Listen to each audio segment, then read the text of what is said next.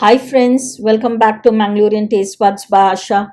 Today I'll show you how I make kofta curry or meatball curry. Kofta is a specialty of the Audi cuisine, basically coming from the royal kitchen of Lucknow. And slow cooking is the main secret of any recipe coming from the royal cuisine. The cooking process of this dish is divided into two parts. First is to make flavorful mutton keema balls or koftas, and then to prepare the gravy to cook them in, and then both are slow cooked together. The meatballs or kofta curry is usually served with ghee rice, bagara rice, jeera rice, or can be served with any Indian flat bread like naan, parathas, or even bread. Kofta curry is perfect for lunch or dinner parties and will leave your guest wanting for more. Mutton koftas are a delight for non vegetarians who love meat dishes. So let's check out the ingredients. If you haven't subscribed to my channel, please do subscribe. If you like this recipe of mine, do give a thumbs up and click the like button. If you have tried this recipe, please leave a comment in the comment section below. So let's get started. Here I have taken one onion roughly sliced. To it, I add 5 green chilies. They are quite spicy.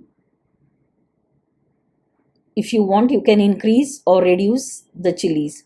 4 cloves, 2 cardamom pods, 2 pieces of cinnamon stick I have, and 2 tablespoons of roasted chana dal. This is 2 tablespoons. 1 teaspoon of ginger garlic paste, heaped. This is 1 teaspoon, I say, sorry.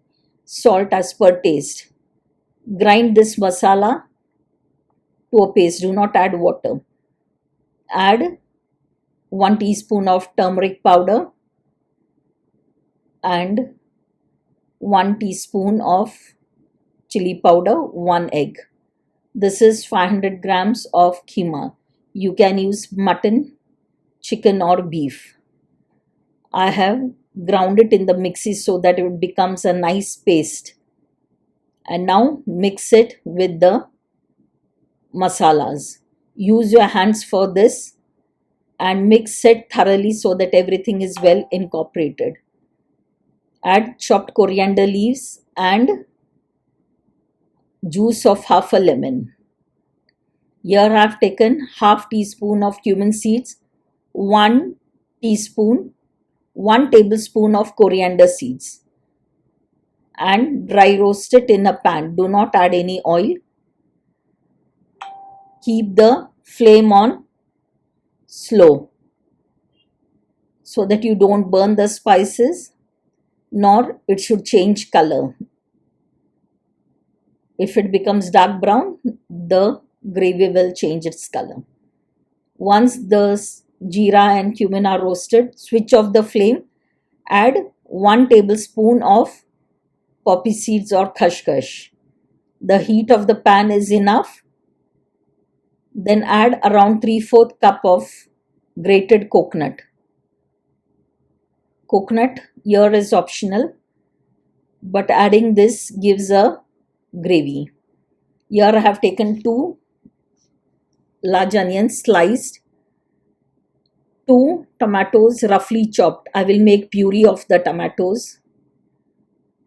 This is 2 pieces cinnamon stick, 5 cloves, 2 pods of cardamom. Now take a pan and add oil as required. Add the whole spices, that is cinnamon stick, elaichi, and cloves.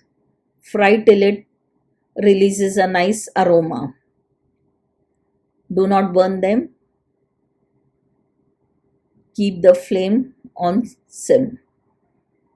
Add the sliced onion and now fry till the onion is nice, soft, and a little brownish. See that it is not very brown. It will take around 3 to 4 minutes of cooking time.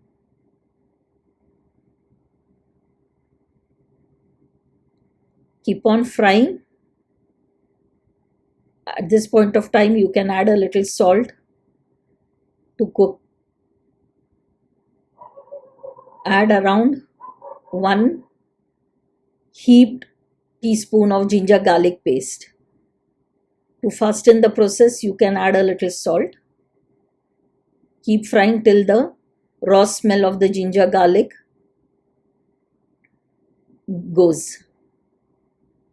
This will take another 2 minutes or so. Once this is fried, then you can start adding the dry spices. Here I am adding 1 teaspoon of turmeric powder, 1.5 teaspoon of chili powder. If you want it more spicy, you can increase the chili powder. This is quite spicy. This dish is usually spicy, but you can make it as per your taste buds. Fry it well till it releases, till the masala releases oil. Now you can see. Add salt as per taste. Remember, we have added salt in the koftas also. Fry well. You can see oil has started oozing from the sides. Now this is the ground paste, that is coconut, poppy seeds, coriander seeds and cumin seeds. Fry the ground paste well till it releases all the moisture and you can see oil separating out from the masala. It will take a good 4 minutes or so. See that you grind the masala very fine. Now add the tomato puree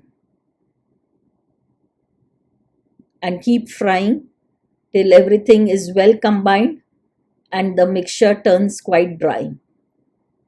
It will take another 3 to 4 minutes on slow flame. See, you can see now oil separating from the sides. Add chopped coriander leaves. By now, the color of the masala has changed also. Now take 1 tablespoon of this masala and add it to the kofta mixture, and to the remaining masala add water as required. You can add around 1.5 cup of water because you will be cooking the potatoes as well as the koftas in the gravy, so you require water. I have added 2 potatoes. This is optional, but I do like to add potatoes to my meat dishes. It enhances the taste of the gravy. Add enough water, and now you have to cook the potatoes till they are 50% done. At this point of time, you can check for salt. Now give this mixture a nice good mix so that everything is well combined. You have to use your hands and nicely, using force and pressure, give it a nice good mix, and now form small balls. You can shape the balls as you like. Some like to make it nice and big, but I like to make it small balls. See that they are quite firm. You have to roll them firmly. Keep it on the plate. This plate I will be using to cover this pan. Now the potato is 50% done. Now keep this plate on the gravy pot and cook it. See, you can see the balls are leaving the moisture. You can see water oozing out and the balls have become nice and dry. At this point of time, you can start adding the balls to the gravy. Now the balls will not break since they are quite dry and they are semi-cooked. Some people put it directly in the gravy, some do fry it, but I just do it this way. And then once you finish adding the balls to the gravy, that water on the lid also you have to put. Add a little water and add. Be gentle when you are mixing the gravy now. Now let the koftas cook along with the potatoes. See, I have added that water. Add a little more water on the pan and add it. Once it comes to a nice rolling boil, add 1 teaspoon of chili flakes. This is optional, but I do add it. By now, your potatoes and the koftas are cooked nicely. Add chopped coriander leaves and juice of half a lemon. Give it a nice good mix. You can check for salt, spice at this point of time.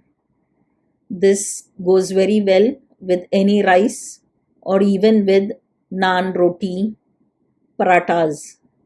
I hope you like this recipe of mine. Do give it a try. I'm sure you too will enjoy it. Thanks for watching.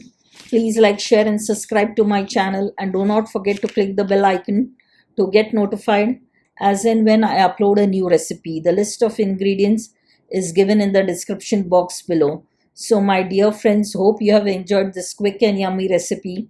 Stay tuned for more such interesting recipes.